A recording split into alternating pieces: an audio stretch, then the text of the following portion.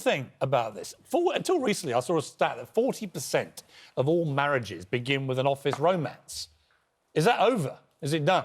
You've just lost, haven't you? I think, well, probably to me to ban all romances across the UK. But look, I think there's a real problem about dating the boss. I think when two people come together where there's an imbalance of power, you know, with a boss or a subordinate, there's a really fine line between a consensual relationship and an inappropriate one. Well, this McDonald's guy, so he's a British guy running McDonald's. He's done an amazing job for the company. And the share price, I think, has doubled in like 4 years. And he's working over in the States. Working in the States where they have all these morality clauses in contracts and so on and so on. But he's a divorcee.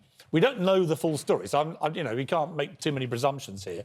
But he's a divorcee having some kind of relationship with another member of McDonald's massive staff. And a little part of me is like, look, I get the whole Me Too thing, I get the way the pendulum swung, I get it all, but this does seem a little bit, really? This guy who's transformed the company has to leave because he's a divorcee having a consensual relationship.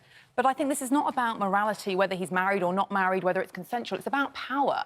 And I think the problem you have when you have someone with a lot of power in their professional life dating someone with not so much power in their professional life is that spills into the personal life. And how are we sure that person... So who can have a romance in the world? That person is taking decisions based on what they want. But you're asking then, who can have an office... Because if 40% of marriages begin in the office, who is allowed to have a relationship? So I think, for me, the biggest issue is protecting that subordinate employee. So if you take out... You can only date people who are at exactly the same level as you. If you take out that element, I think it's less concerning because you don't have that concern around... So just to clarify, you'd only be able to date people exactly the same level as you? I think there's also issues around that because in the workplace... Where do you think people can meet, then? Because most of us spend the majority of our time at work. Well, hang on, what's the issue? Hang on, what's the issue with somebody of the same rank having a relationship with another person of the same rank if they're both single people? I think when things happen within a business that can affect the decision-making process of that business to further whatever the goal is... Right, so you really want office romances dead,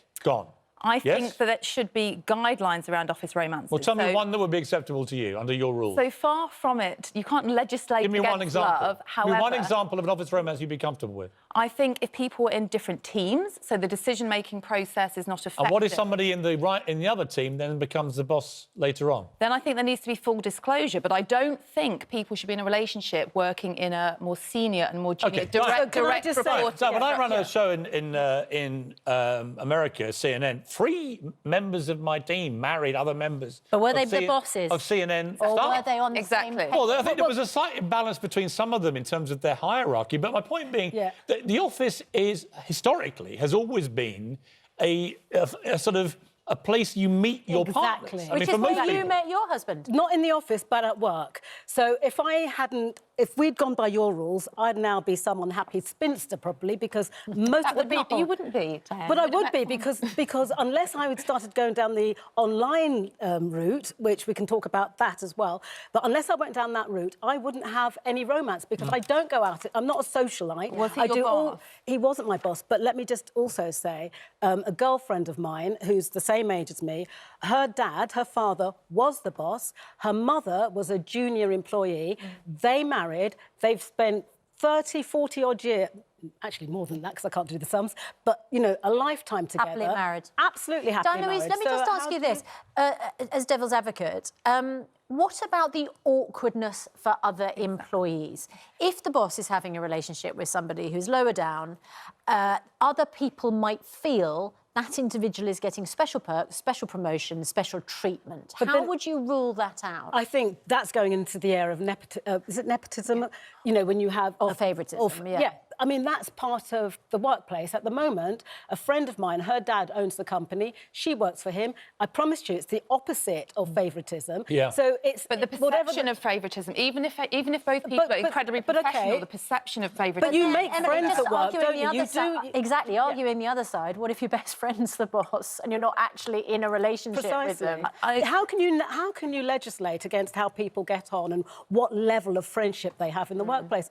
Unless you want robots, I don't don't think it's really going to work, is it? I think most people would agree being parent-child or be in a sexual relationship is different to having friends at work. And I think we have to sort of make that distinction and, you know, be careful around, as we said, it's not just bad for the two people involved potentially, because there can be employment tribunals. If the relationship breaks down, what happens then?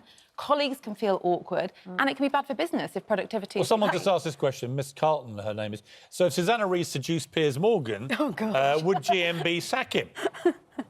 I think she's implying that I'm the boss in that environment. Isn't it more like Richard and Judy with you guys? Could be the next Richard and Judy. Well, that's because she thinks she's the boss, so it'd be perfectly okay. I'd be the victim. I'm the boss. In that scenario. And also, I'd be very much the victim. Can I just revert to Nicola Sturgeon? Let's talk about extreme hypotheticals. So what's the name of the viewer? So you're not ruling it out, then? Oh, I'm totally ruling it out. That sounded like a little bit of wriggle room to me. No, there's no wriggle. You can see the chemistry. You can see the chemistry. It's a good debate. Honestly, it's very complicated. And since the Me Too thing, it's become much more complicated. But that's and I about think people bad are character. struggling a little bit But to work out where is that line. The thing about Me Too, that is about bad character. Yes. People have been in positions that they've got... And perhaps exploitation. Exactly. Yeah. That's not to do with, you know... Office But even- Okay, but we have to leave it there, unfortunately.